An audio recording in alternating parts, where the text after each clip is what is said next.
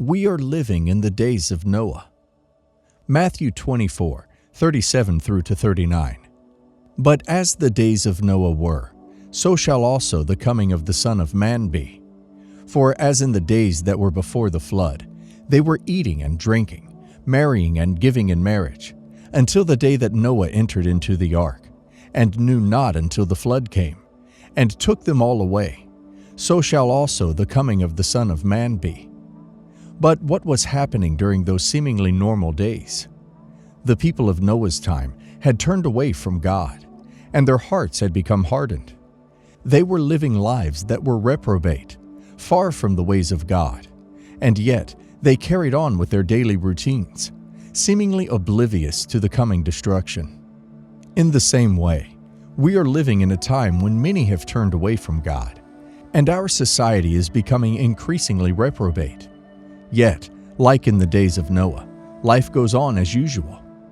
We may be tempted to think that everything is fine, that there is no need to worry or make any changes. But we must remember that just as the flood came in Noah's time, so too will the day of judgment come upon us. And I marvel at how people can live their lives without the slightest concern of judgment. And people forget how sudden and instantaneous the judgment of God can be on an individual. We often hear about the mercy and grace of God, but we tend to forget that God is also a just God, and He will judge each and every one of us according to our deeds. The fact that we live in a world where evil is rampant should be a wake-up call for us to examine our lives and prepare for the judgment to come. We can see from history and from the Bible that God's judgment can come suddenly and without warning.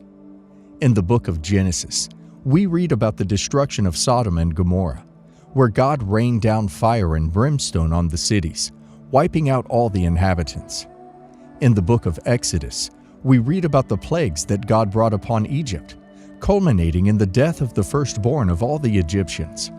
These are just a few examples of how God can bring judgment suddenly and without warning. In the New Testament, we read about the parable of the rich fool in Luke 12:16 through to 21, where a man stores up his wealth and plans to live a life of ease, only to have God say to him, "You fool, this very night your life will be demanded from you. Then who will get what you prepared for yourself?" This parable teaches us that we must not live our lives without the slightest concern of judgment, because we never know when our time will come. Even death. Death can come unannounced and uninvited, and a person be facing judgment. I am amazed at how people can live their lives without the slightest concern of judgment. They think they can do whatever they want, whenever they want, without any consequences. But the truth is, we will all stand before God one day, and we will be judged according to our deeds. We must not be like the rich fool, who stored up treasures for himself, but was not rich toward God. Jesus tells us that when the Son of Man returns, people will be living their normal lives, eating and drinking, marrying and giving in marriage, without any concern for the things of God. This is a sobering reminder that we must always be ready for the Lord's return.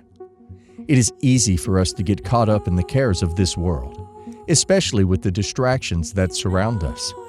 We can become so focused on our jobs, our families, our hobbies, and our interests that we forget that our ultimate goal is to live for God and to prepare for His return. This is why Jesus warns us to be alert and to watch, because we never know when He will come. The fact that people will be living their normal lives when the Lord returns should not be a surprise to us. After all, life goes on, and people will continue to eat, drink, and get married.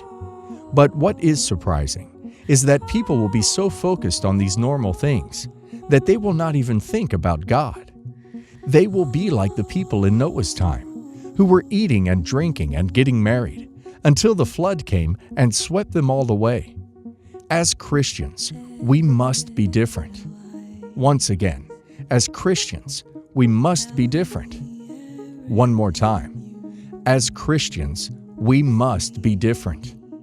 We must not be so consumed by the cares of this world that we forget about the things of God. The devil knows that if he can keep us busy and preoccupied, we will have little time to think about God or to do His will. He knows that if we are distracted by the things of this world, we will not be able to hear God's voice or to follow His leading. This is why he works so hard to keep us busy and preoccupied, to keep us from doing the things that really matter. We can see the devil's work all around us. We live in a culture that is obsessed with material possessions, social media, and entertainment. We are constantly bombarded with messages that tell us we need to have more, do more, and be more.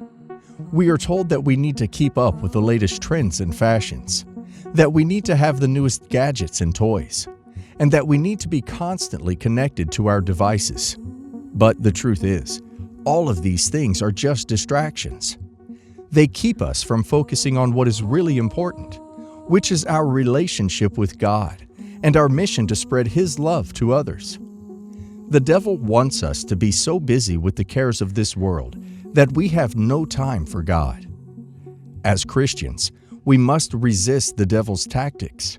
We must prioritize our relationship with God and make time for Him in our busy lives. We must be intentional about seeking His will and following His leading. We must also be mindful of the distractions that surround us and be careful not to let them consume us. In the time of Noah, sin was great. Sin was exalted. In our generation, sin is exalted. Sin is worshipped. In the days of Noah, the only thing that mankind could think of was sin. God Himself saw how great sin had become. Men, women, adults, and children were sinning. Genesis 6:5 and 6, King James Version. And God saw that the wickedness of man was great in the earth, and that every imagination of the thoughts of his heart was only evil continually. And it repented the Lord that He had made man on the earth, and it grieved Him at His heart. In our time, sin has become the norm. It has taken over to the extent that not engaging in sinful behavior makes one stand out as strange. People sin to gain approval from others or to achieve personal goals, often for unjustifiable reasons. This pattern is reminiscent of the time of Noah, when sin became rampant and eventually led to the world's destruction. If you were to listen to the news today, you would be shocked at the level of sinfulness that prevails. Some Christians live in a sheltered environment and are not aware of the extent of sin in the world. The truth is, some Christians live a sheltered life, so much so that they are naive to the sin of the world.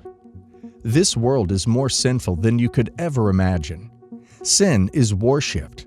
Unimaginable things are happening, and the Bible told that these perilous times will come. 2 Timothy 3:1-5 foretells the traits of people during these times. Lovers of themselves, covetous, proud, blasphemous, disobedient to parents, unthankful, unholy, lacking natural affection, truce breakers, false accusers, fierce, and traitors, among others. People are rejecting godliness and shunning holiness. Despite the abounding sin, life goes on without any consideration of God, just as in the days of Noah. Noah's obedience to God's command to build an ark is an example of God's long-suffering and patience towards humanity.